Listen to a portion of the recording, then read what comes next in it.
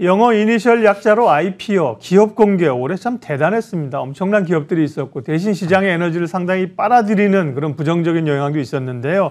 12월 남은 기업 공개 일정과 투자 전략 살펴보겠습니다. 한국리치 정윤성 대표님 오셨어요. 어서 오십시오. 네, 안녕하십니까. 올해 정말 대여급이 많이 올라온 상황인데요. 이제 12월인데 좀 정리를 해보죠. 올해 IPO한 기업들 면면을 또 지금 흐름은 어떤지 주요 기업들 좀 봐주세요.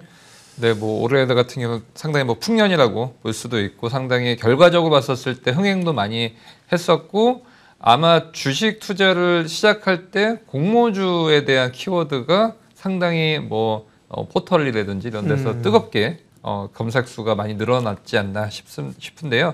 뭐 기업 수는 굉장히 많지만 아무래도 시가총액이 크고 경쟁률도 컸고 얼굴로 보여줄 수 있는 그런 대표적인 기업들을 보면 첫 번째는 이제 카카오뱅크를 들 수가 있는데 지금 보시다시피 지금 계속적으로 차트들도 계속적으로 올라가고 있고 아무래도 카카오뱅크 같은 경우는 시가총액이 지금 30조 원으로 상당히 큰 규모의 대형 IPO였다고 볼 수가 있는데 공모가는 이제 39,000원이었고요. 지금 현재 주가 같은 경우는 지금 상당히 올라서 지금 67,700원 현재가를 좀 보여주고 있는데 우선은 8월 6일 상장 첫날의 종가가 이미 69,800원으로서 상당히 첫날 상승세가 컸었고 그 부분이 아직까지 유지가 되고 있다. 매도 물량이 중간중간 나오지만 그래도 박스권의 흐름은 계속 보여주고 있다고 볼 수가 있고요.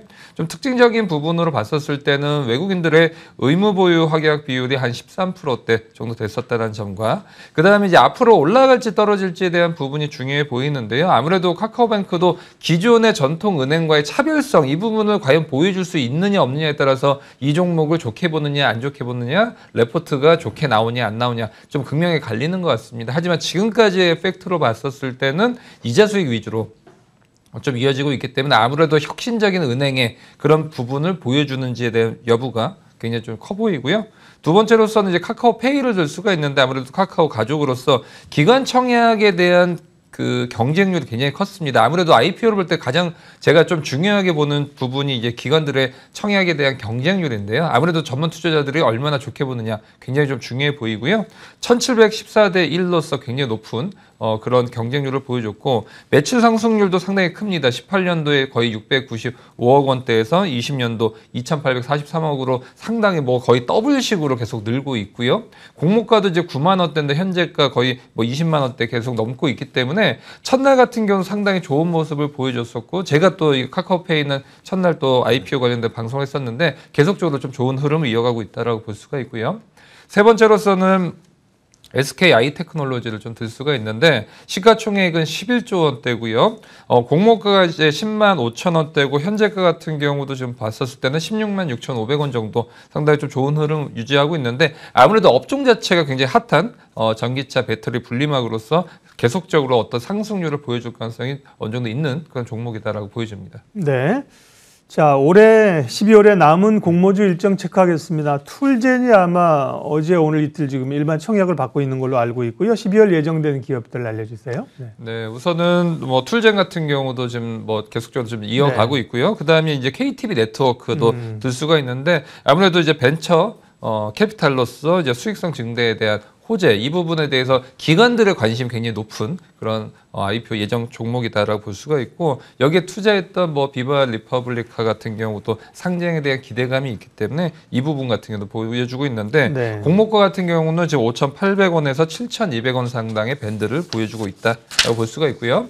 또 이제 12월 달에 남은 종목들 중에서 하나는 레몽레인입니다. 아무래도 이제 예능이나 드라마 컨텐츠를 제작하는 업체로서 청약일 같은 경우는 이제 12월 7일부터 8일까지 진행이 되는데 12월 7일부터 8일 날 좀 진행되는 종목들이 좀 여러 개가 있거든요. 그 중에서 하나다라고 보여질 수 있고요. 공모가는 11,500원대에서 지금 13,000원대에서 지금 밴드를 형성을 하고 있다라고 볼 수 있고 그다음에 오토행 같은 경우는 이제 현대차의 사내 벤처 기업으로서 설립을 했다 보니까 아무래도 든든한 백그라운드가 있는 부분이 상당히 큰 특징이다라고 볼 수가 있는데 청약일은 이제 12월 14일부터 15일 날 이제 예정이 되고요.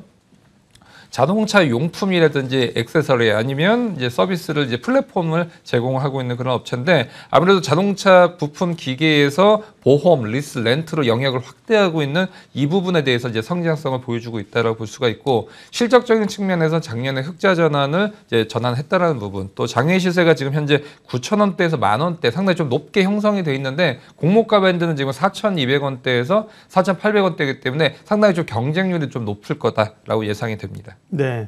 12월에 상장하는 기업들 일적 쭉 말씀하셨습니다.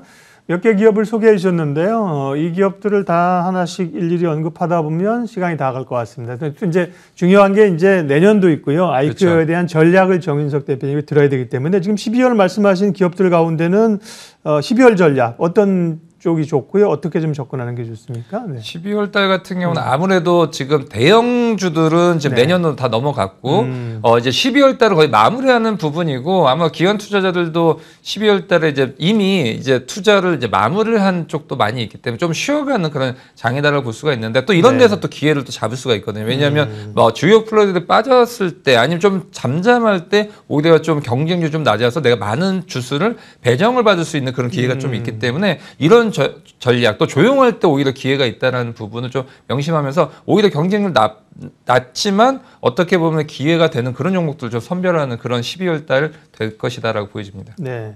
말씀하신 오토에는 현대차 그룹에서 이제 사내벤처로 나온 회사입니까? 네. 네, 맞습니다. 네. 그래서 뭐 대기업들 같은 경우는 네. 이제 뭐 벤처라든지 이런 초창기 네. 스타트업이라든지 이런 쪽을 계속적으로 이제 엑셀러레이터를 해주는 그런 현상이 좀 많은데 아무래도 이런 경우는 아무래도 떡잎부터 키웠기 때문에 계속적으로 그 기업 내에서 자생력을 키워줄 수 있는 그런 자양분을 계속 넣어줄 수 있다라고 볼 수 있기 때문에 굉장히 큰 백그라운드를 갖고 태어난 기업이다라고 좀 볼 수가 있고요. 아무래도 현대차 사업에 네트워크가 있다 보니까 현대차라든지 기아차 이런 쪽에 대해서 대형 완성차를 판 뒤에 액세서리라든지 아니면 차 관련된 서비스에 대해서 오토인이 중요한 어떤 역할을 차지할 가능성이 크다라고 좀 보여지고요.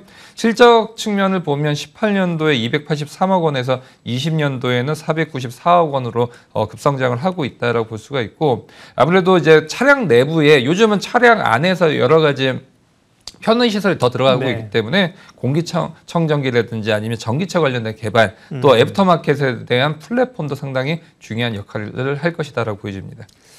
툴젠 얘기는 잠깐 해야겠는데요. 어제 오늘 일반 청약인데 이게 보통 이제 청약할 때 기관들의 수요 예측 경쟁률을 보잖아요. 네. 대부분 뭐 1000대 1, 2000대 1 이걸 보고 이제 가늠하는데 수요 예측 경쟁률이 상당히 낮게 나왔습니다. 네, 툴젠은. 맞습니다. 네. 뭐 지금 우선 12월 달 아까 말씀드렸듯이 기관들 같은 경우 좀 예. 좀 적극적이지 않는 측면도 있고 또 툴젠 같은 경우는 이제 뭐 유전자 가위 쪽에 대한 경쟁력은 네. 있지만 실적이 계속적으로 적자를 보여주고 있기 때문에 기관들 중에서는 두 가지가 진짜 성장성을 많이 보여주고 여기에 대해서 좀 밸류를 크게 주는 데가 있지만 그렇지 않은 이제 실적이 어느 정도 꽂히는 그런 기업들만 투자하는 기관들이 많이 있는데 그런 기업들이 지금 빠지고 들어갔고 또 좀 12월 달 같은 경우는 쉬어가는 그런 부분이 있다 보니까 기관들의 청약률도 굉장히 낮게 나왔고 이 부분이 또 장외 시장에서의 이제 가격들도 상당히 좀 조정을 보여주고 있는 좀 좋지 않은 그런 모습을 보여주고 있는데 그래도 유전자가위 관련된 특허 사업권이라든지 IP 관련된 사업화 이런 부분에 대해서는 밸류를 좀 크게 줄 수가 있다라고 볼 수가 있고 이런 유전자가위를 갖고 있으면 뭐 치료제뿐만이 아니라 뭐 농축산이라든지 아니면 화학 쪽 산업에 대해서도 확대가 가능하고요. 아무래도 경쟁률이 좀 저조하다 보니까 그 부분에서는 좀 밸류를 좀 낮게 줄 수는 있지만 지금 봤었을 때 환매 청구권 메리트가 있습니다. 이것이 뭐냐면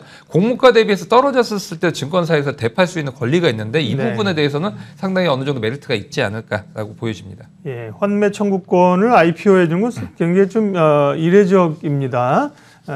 이 공모가의 90%까지 떨어지면 90%에 사주겠다는 얘기를 네. 했고요. 네. 12월에 IPO 내년 얘기 넘어가기 전에 12월 IPO 가운데 특별히 뭐 또 코멘트 하실 거 있습니까? 넘어가도 됩니까? 네. 네, 우선 12월 달 같은 경우는 아까 KTB 네트워크 같은 거 네. 한번 짚고 넘어가야 될 것 같은데요. 네. 아무래도 지금 12월 달에 있는 종목들 중에서 기관 투자자들의 관심이 좀 뜨겁다라고 보여지고요.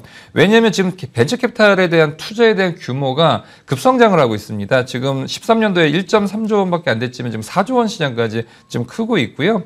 지금 이제 KTB 네트워크 같은 경우 전통 전통적으로 VC 1세대라고 볼 수가 있기 때문에 상당히 좀 어떤 얼굴 마담 역할을 하고 있다라고 보여지는데 58개 펀드를 운영을 하고 있고 납입 총액이 1.3조 원, 내부 수익률 같은 경우도 거의 20%에 육박하고 있는데 여기서 투자했던 기업들이 어떤 엑시트를 했었을 때 그 수익이 그 회사의 어떤 실적에 큰 영향을 미치는데 배달의 민족 같은 경우가 거의 뭐 23억을 투자를 했는데 이제 엑시트를 했을 때는 629억 원을 회수를 해서 거의 27배의 수익을 얻었고요. 그다음 토스로 유명한 비바 리퍼블리카 같은 경우는 기업 가치가 250억 원일 때 투자를 해서 현재 8조 원에 육박을 하고 있습니다. 이렇게 상당히 큰 폭의 수익성을 얻는 그런 산업군이기 때문에 이 부분도 한번 좀 눈여겨보시면 좋을 것 같습니다. 네.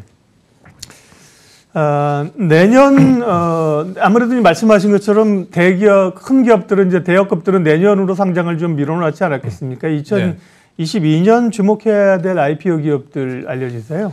네, 우선 내년도도 상당히 굵직한 기업들이 많이 있는데 예. 그 중에서도 좀 업종적인 특징적인 것들 한 가지와 또 어떻게 봤었을 때는 또 흐름, 스토리가 있는 그런 기업들 이 두 가지를 좀 짚어드릴 텐데요. 첫 번째로서는 업종 부분에서 제가 좀 눈여겨보고 있는 기업은 LG 에너지 솔루션입니다. 이쪽 같은 경우는 이제 LG 화학에서 전자산업 부분이 이제 물적 분할된 그런 기업인데 원래는 이제 6월 달에 예비 심사 청구가 있었는데 GM 쪽에 전기차 볼트 화재 사고로 인해서 지금 연기가 된 상황인데요. 지금 여기 같은 경우는 우선 기업 가치가 거의 80조 원에 육박을 하고 있기 때문에 상장을 하면 현재 80조를 유지를 했었을 경우는 시가총액 3위권을 바로 뛴다라고 좀 볼 수가 있고 아무래도 전지 사업에 대한 부분에 대한 성장성 이 부분이 상당히 눈여겨볼 만하다라고 좀 보여지고요. 두 번째로서는 카카오 엔터테인먼트를 좀 들 수가 있는데 웹툰이라든지 웹소설, 음악 사업에 대한 영위를 지금 하고 있는데 여기서 재밌는 것은 이제 안테나를 지금 투자를 했는데요. 카카오 엔터테인먼트가 여기서 이제 그 유상증자 때 뭐 유재석이라든지 유희열 이쪽에 대해서 투자를 했기 때문에 스토리가 좀 그려지고 있다라고 좀 볼 수가 있고 처음에는 카카오 엔터가 안테나의 지분을 이제 19%를 인수를 했는데 여기서 그 이후로 유재석 씨가 이제 안테나로 소속사를 이적을 했고 카카오엔터 같은 경우는 안테나의 전량의 지분을 인수했는데 이 지분 인수했던 그 금액이 유열 씨가 다시 카카오엔터에 투자를 했기 때문에 계속적으로 좀 장기적으로 좀 보고 있다라고 보여집니다. 네.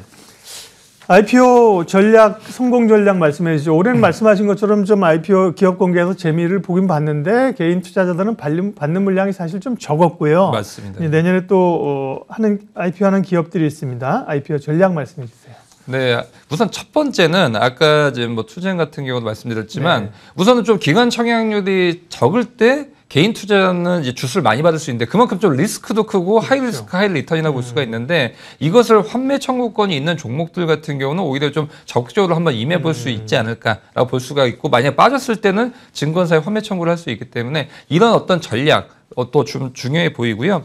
또 올해 같은 경우는 이제 공모주에 대한 중복 청약 금지가 생겼습니다. 이것이 뭐냐면 경쟁률 낮은 곳과 높은 곳 두 곳에 같이 나왔고 좀 같이 받을 수 있는데 이 부분이 이제 제도적으로 이제 불가하기 때문에 주식수를 이제 많이 보유한 증권사인데 청약률이 낮은 그 증권사에 청약을 넣었을 때 좀 좋을 수가 있는데 이것이 이제 청약률 같은 경우는 보통은 두 번째 날 청약률이 급등을 하거든요. 그렇기 때문에 좀 시간을 갖고 천천히 보면서 여러 개 증권사에 미리 계좌 개설이라든지 인터넷 뱅킹 이런 것들은 미리 처리해 놓는 것이 좋지 않을까 싶습니다. 네. 환매 청구권은 앞서 툴젠 얘기했는데 툴젠의 사례만 아니라 이렇게 더러 그런 경우가 있는 모양이죠. 그렇죠. 올해 같은 네. 경우도 몇 군데 있었는데 네. 주로는 이제 실적이 적자가 났지만 어떤 바이오 쪽 이제 기술력이 큰 기업들 같은 경우 증권사가 그걸 사주는 그런 경우가 있기 때문에 예. 이 부분 좀 포인트로 좀 보시면 좋을 것 같습니다. 예, 12월 올해 남은 기업 공개 일정 관심 종목들 또 내년을 바라본 IPO 전략까지 세웠습니다. 한국리치 정윤성 대표님 함께해 주셨습니다. 고맙습니다. 네, 감사합니다.